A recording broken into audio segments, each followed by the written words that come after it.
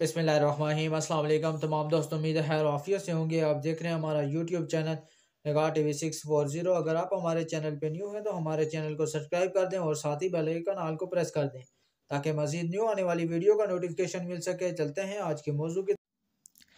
आज का मौजू है सुन्नत मोक़दा अदा करने का तरीका कि सुन्नत मोक़दा कैसे अदा करते हैं, सुन्नत मोक़दा अदा करने और फ़र्ज़ अदा करने में क्या फ़र्क है। नमाज सुन्नत मोक़दा ऐसे ही अदा करते हैं जैसे नमाज फ़र्ज़, लेकिन फ़र्क सिर्फ इतना है कि सुन्नत मोक़दा में तीसरी रकात में सूरह फ़ातिहा पढ़ने के बाद साथ कोई और सूरत भी पढ़ते हैं जो कि नमाज फ़र्ज़ में नहीं पढ़ते। इसी तरह चौथी रकात में करें।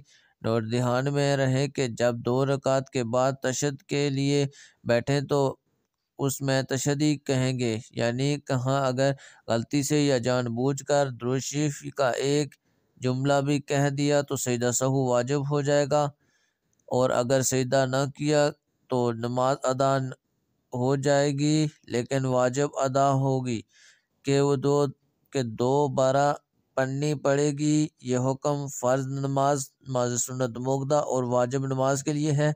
अगर हमारी वीडियो अच्छी लगे तो हमारे चैनल को सब्सक्राइब कर दें। शुक्रिया।